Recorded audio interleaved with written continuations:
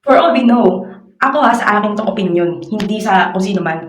Kaya mo lang naman binulgar yan kasi alam mo kung bakit? Time is ticking. For sure, nararamdaman nyo na malalaman at malalaman na yan. So what you did was this.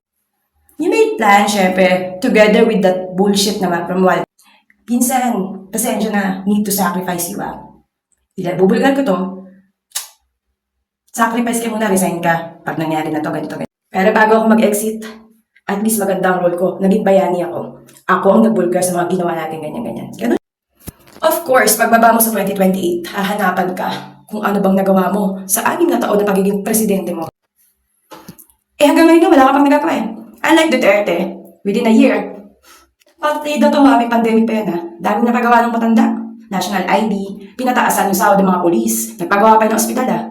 Ewan ko sa ano yun, kapin, ang ganda ng ospital na yun. Pandemya yan ha, partida yan.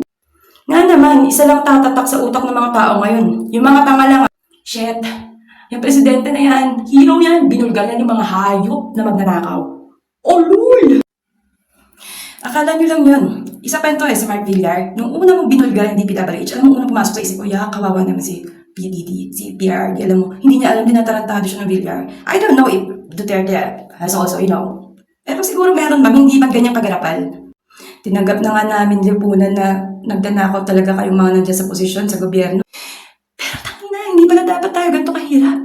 Hindi dapat naghihirap ang bansa. Alam mo yung mga ninakaw nyo, hundreds of millions. Grabe kayo. Ang daming namamatay sa gutom.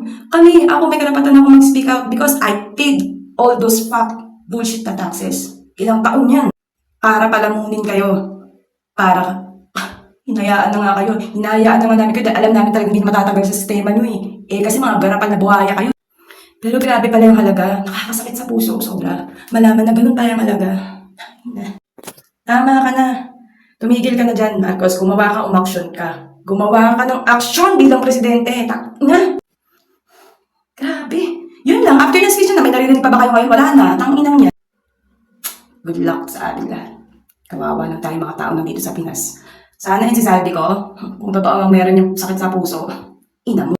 At sa'yo, Martin Romualdez, ano akala mo? Oo, nakasasa kayo dyan.